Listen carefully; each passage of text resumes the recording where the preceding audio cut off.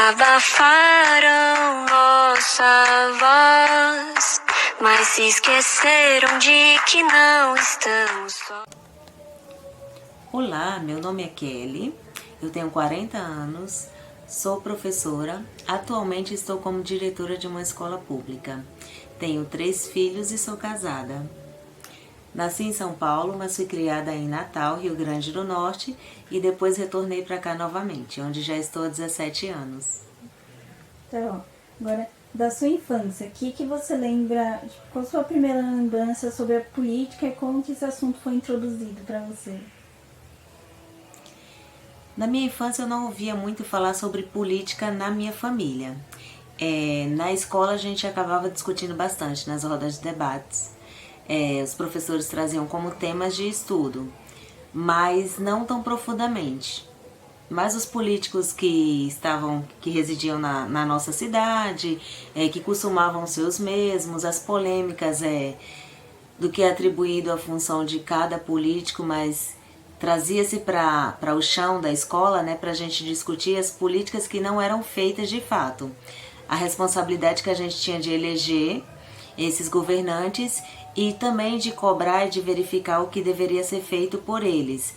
Porque o poder de voto, né, o nosso poder de voto, ele é muito grande.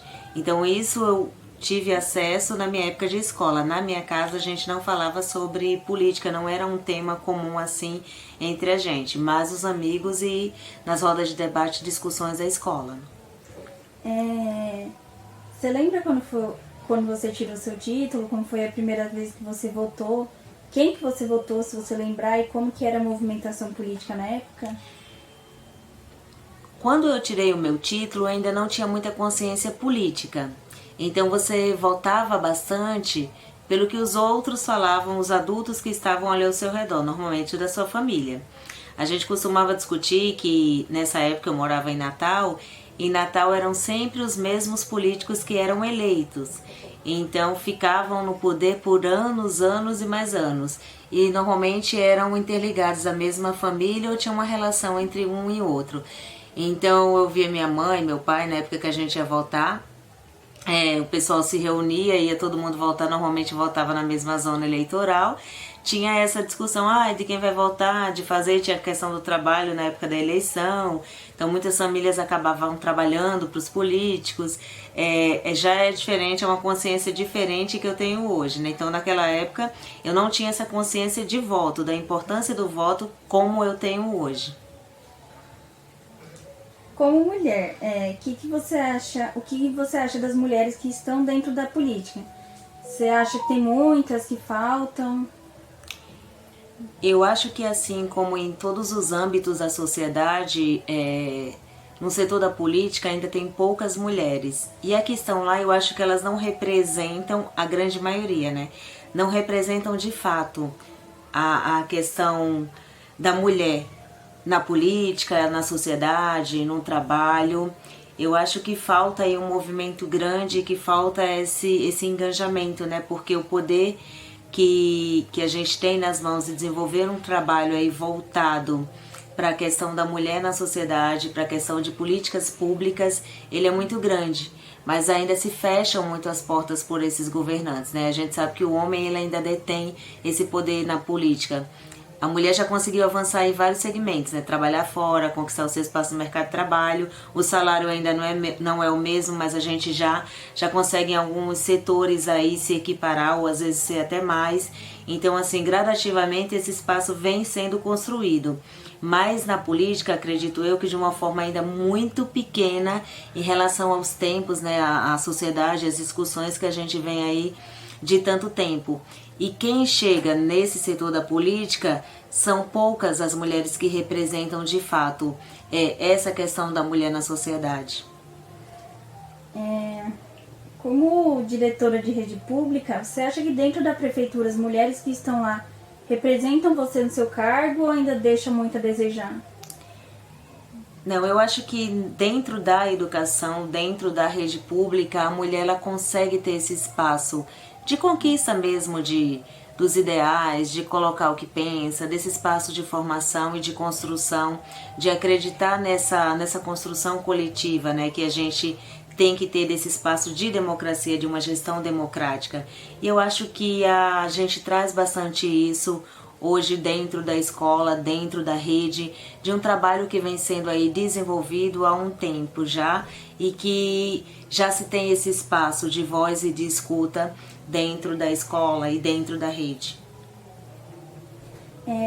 Você já sentiu que as políticas públicas que o governo cria te beneficiam ou já beneficiam? Não, eu nunca fui beneficiada pelas políticas públicas. Na verdade, assim, eu venho de uma escola que é considerada particular, que a minha família não tinha condições de pagar, mas a gente não precisava pagar. Então, de certa forma, não era um órgão público, era um órgão privado, mas fui beneficiada por ele. As políticas públicas eu acho que auxiliam, ajudam e elas devem existir.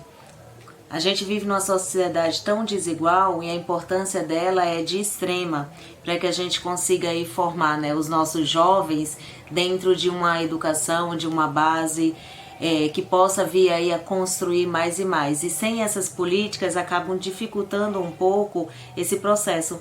Então é como se o governo governasse para a maioria e as pessoas que tivessem uma classe, uma renda mais baixa não conseguissem chegar lá.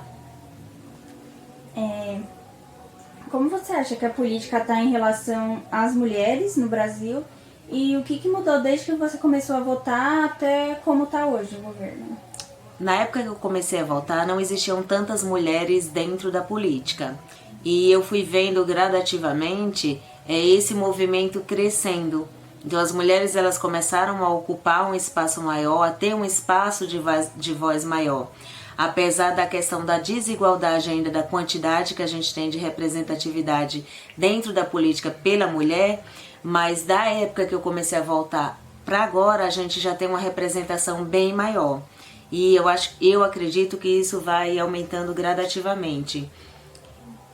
Através das referências que cada uma vai trazendo para outra, através dessa força, dessa determinação de mostrar que é possível e desse movimento que vem aí crescendo gradativamente. Por último, que mensagem que você deixaria para as mulheres que ainda vão começar a votar e exercer seu direito na política? O voto ele é muito precioso, ele é muito poderoso. Quando a gente vota, a gente precisa pensar bem. A gente vive numa democracia onde temos o poder de eleger e o poder de tirar.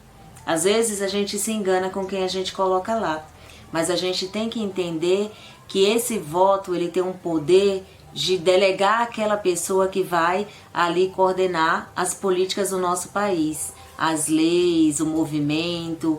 Então, assim, eu preciso ter consciência da importância desse voto. E eu preciso mensurar, conversar, entender, discutir, elencar as necessidades que a gente tem enquanto sociedade no meu bairro, na minha cidade, na minha escola. Ele é um movimento de formiguinha. Ele começa a partir de onde você mora, para a sua escola, para os espaços que você passa, para o seu bairro, para a sua cidade, para o seu país. Então a gente precisa verificar e também observar se esses eleitos, né, se essas pessoas que a gente elegeu e que a gente colocou no poder, eles são de fato fazendo acontecer aquilo que eles se propuseram, que trouxeram como proposta na política, ou se não. E a gente também tem que entender o poder que a gente tem de fazer esse movimento, de tentar fazer com que as pessoas que nós elegemos e colocamos no poder façam acontecer aquilo que eles colocaram nas suas campanhas eleitorais e aquilo que a gente acha que é necessário.